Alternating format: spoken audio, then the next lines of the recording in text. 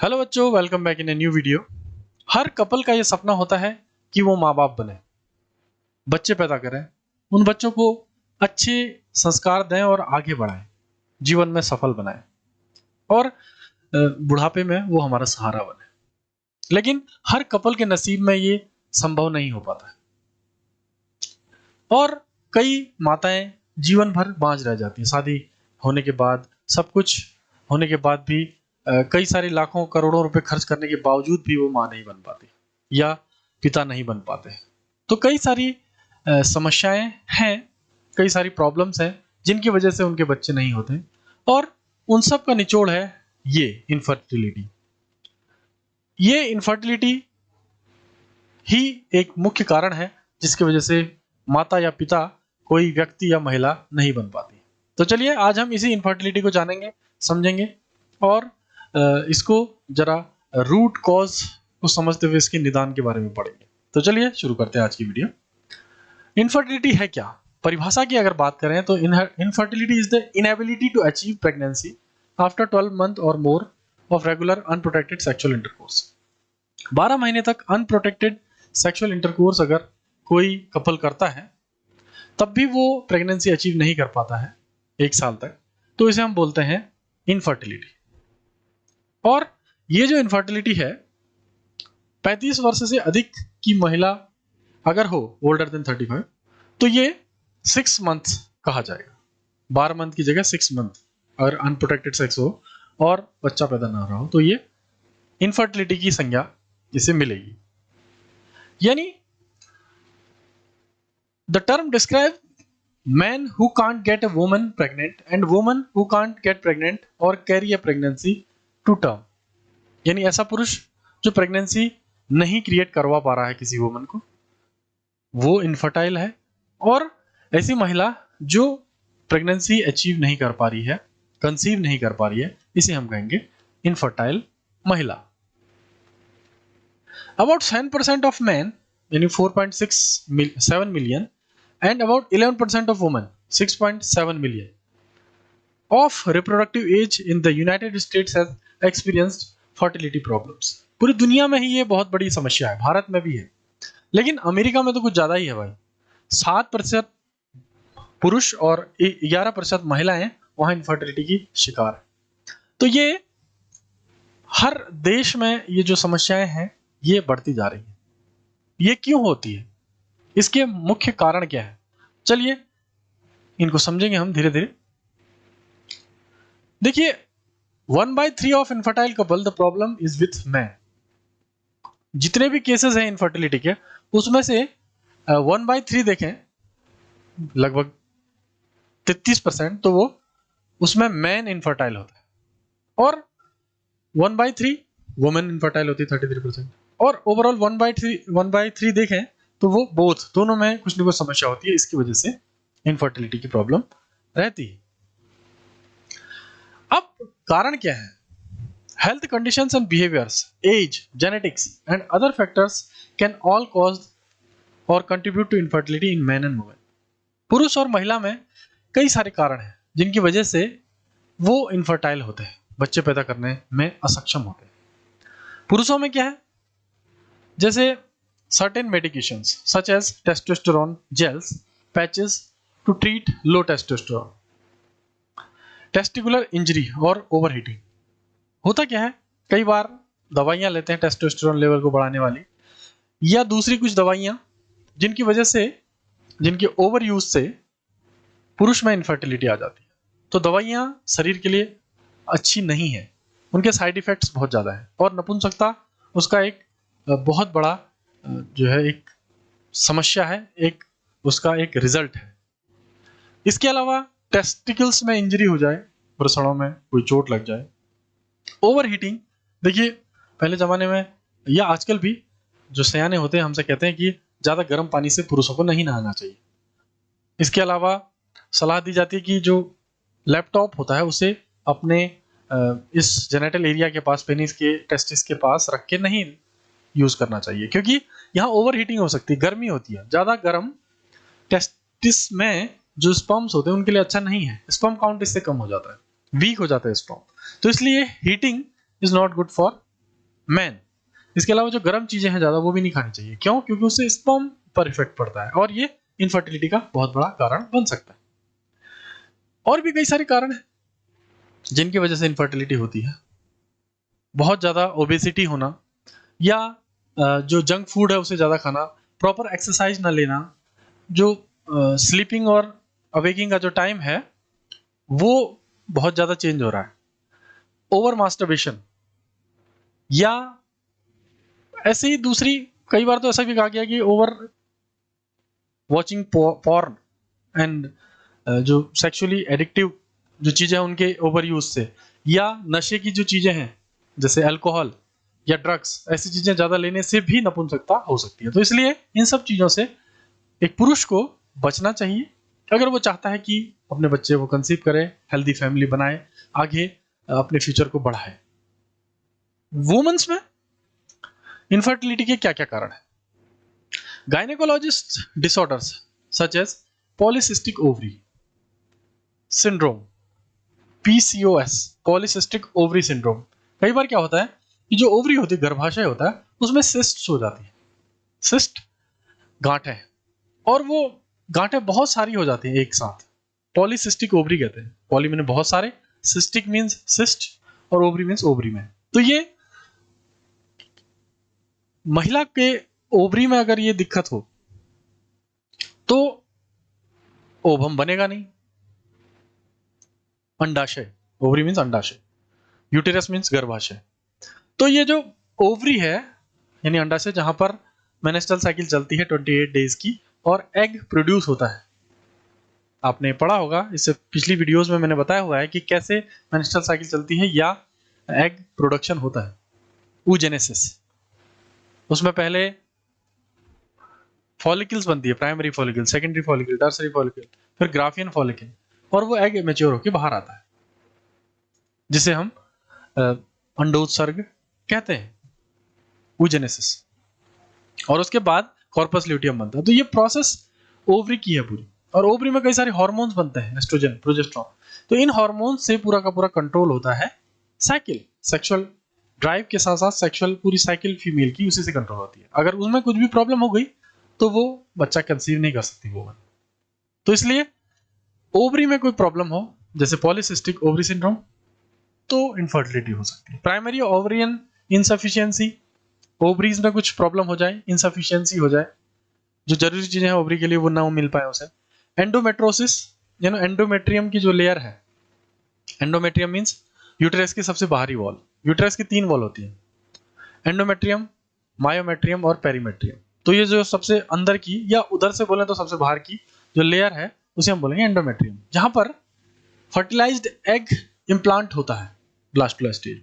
तो वहां अगर कोई दिक्कत हो, एंडोमेट्रोसिस, इन्फेक्शन हो, या यूटेराइन फाइब्रोइड्स हो, यूटेरस में फाइब्रोइड्स हो रहे हो, तो इन्फेक्शन हो रहा हो, उससे भी वुमेन्स में इनफर्टिलिटी हो जाती है। इसके अलावा problems with anatomy of reproductive organs. कई बार क्या होता है कि जो फैलोपियन ट्यूब्स हैं, 2 फैलोपियन ट्यूब होती हैं, लेफ्ट और राइट, उनमें ब्लॉकेजेस आ जाते हैं, या इन्फेक्शंस हो जाते हैं, या दूसरी प्रॉब्लम्स होती हैं रिप्रोडक्टिव ऑर्गन्स में, जिसकी वजह से सही एग प्रोडक्शन नहीं हो पाता, एग का ट्रांसपोर्ट नहीं हो पाता है, फर्टिलाइजेशन सही नहीं हो पाता, या उसके बाद हार्मोन सही से सीक्रेट नहीं होते जिससे भी वो फर्टिलाइजेशन ना हो, या इम्प्लांटेशन ना हो, या इम्प्लांटेशन होने के बाद भी जो प्लेसेंटा फॉर्मेशन और जो पूरा का पूरा साइकिल जो चलती है 9 मंथ की, उसमें कोई दिक्कत आ सकती है जिसकी वजह से इनफर्टिलिटी हो सकती है। तो वुमेन्स में कई सारी प्रॉब्लम्स हैं, मैन में भी कई सारी प्रॉब्लम्स हैं जिनकी वजह से इनफर्टिलिटी हो सकती है। इसके अलावा ऐसे भी कुछ कारण हैं जिनके होने से,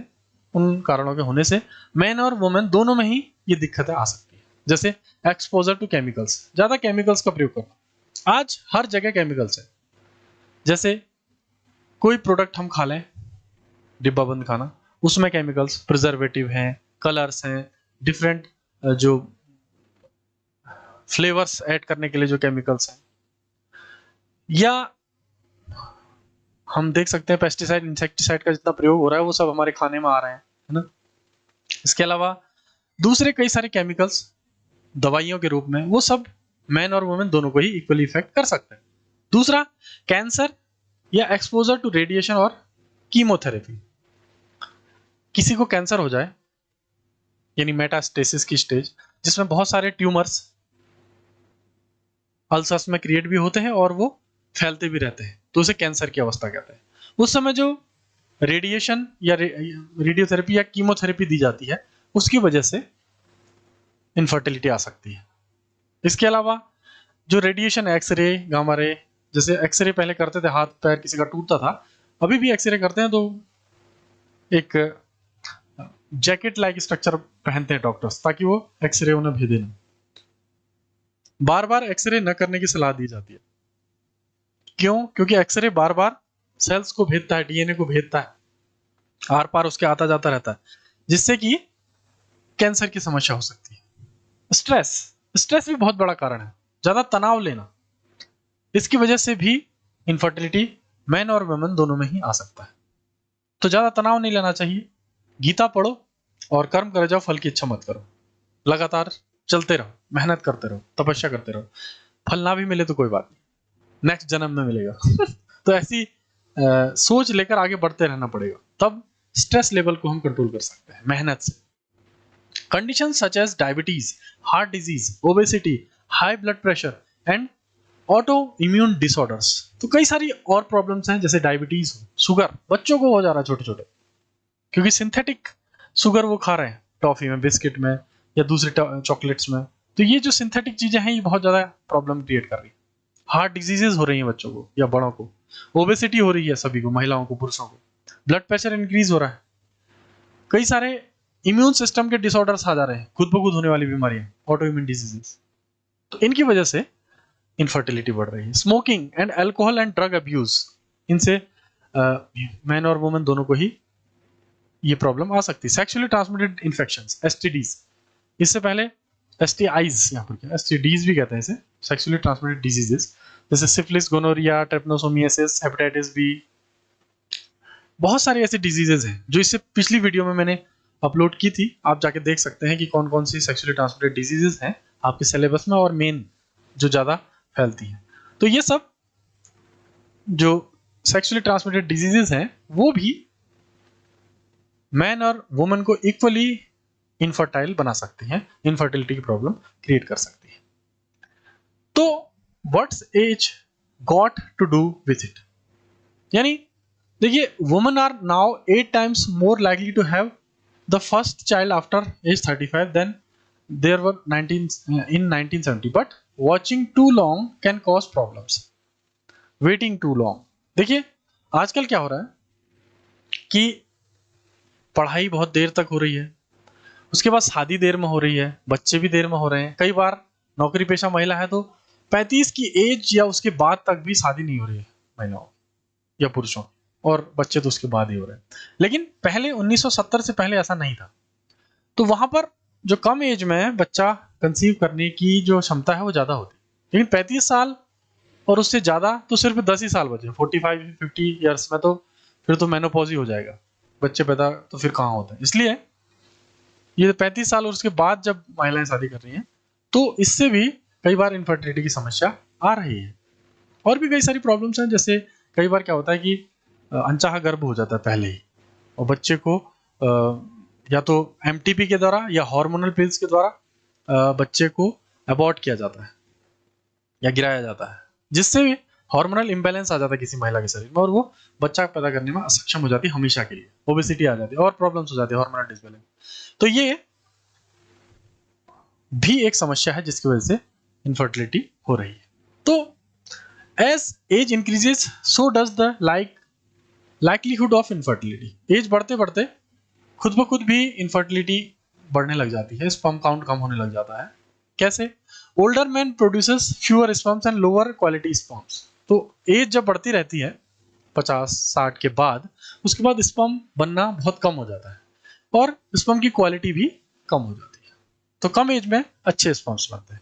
lower women have fewer eggs, older women have fewer eggs and lower quality eggs.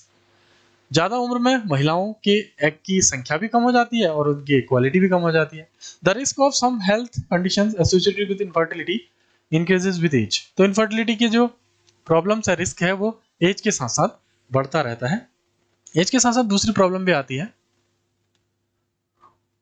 30 साल के बाद किसी महिला की जो फर्टिलिटी है वो धीरे धीरे कम होती रहती है, पुरुष की भी कम होती रहती है। तो ये और भी है कई सारे, जैसे डाउन सिंड्रोम है या और रोग है, ऑटिज्म है या साइजोफ्रेनिया है। ये फ्यूचर जनरेशन में अगर हो रहा है तो इससे भी प्रॉब्लम आती है। और एज बढ़ने के साथ साथ ये सिंड्रोम वाले या जेनेटिक डिसऑर्डर्स वाले बच्चे होने की संभावना भी बढ़ जाती है। इसलिए ज़्यादा एज में इनफर्टिलिटी के साथ साथ ये प्रॉब्लम भी आ सकती है। तो आज की इस वीडियो में हमने देखा कि इनफर्टिलिटी है क्या, मैन और वुमेन में इसके क्या क्या कारण है। अब बात करते हैं कि इसमें बचने के उपाय क्या क्या। तो बचने के उपाय, जो जेनेटिक डिसऑर्डर्स हैं उनसे तो नहीं बचा सकता, और साथ ही एज बढ़ने के साथ साथ जो इनफर्टिलिटी होती है उससे भी नहीं बचा जा सकता।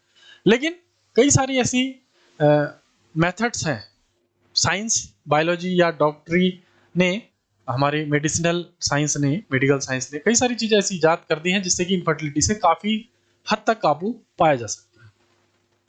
सबसे पहले तो जो नॉर्मल हमारी डाइट की अगर प्रॉब्लम है तो खान पीन में सुधार करना पड़ेगा, रहन सहन में सुधार करना पड़ेगा, एक्सरसाइज, लाइफ स्टाइल और अपने शरीर की मेंटेनेंस में सुधार करना होगा जिससे इनफर्टिलिटी की समस्या ना हो, या ऐसी चीज़ों का प्रयोग ना करना होगा, रेडिएशन में ज़्यादा नहीं जाना होगा, या कैंसर से बचाव करना होगा, obesity, high blood pressure, diabetes, इन चीज़ों से बचना होगा जिससे कि ये चीज़ें ना हो। ये तो नॉर्मल बात है। इसके साथ साथ नशे की जो चीज़ें हैं, ड्रग्स है, अल्कोहल है, स्मोकिंग है, इन चीज़ों से भी बचना होगा जिससे कि इनफर्टिलिटी ना हो। लेकिन उससे भी ज़्यादा आगे अगर बात करें एडवांस साइंस की, तो कई सारी टेक्नोलॉजीज इजाद कर ली हैं वैज्ञानिकों ने, जैसे ARTs यानी असिस्टेड रिप्रोडक्टिव टेक्नोलॉजी। इसके बाद में उसी की एक वीडियो बनाऊंगा, आप उसको देखना पूरे डिटेल में। तो उसमें कई सारी मेथड है, टेस्ट ट्यूब बेबी जिन्हें कहते हैं, या GIFT, गैमेट इंट्राफेलोपियन ट्रांसफर, या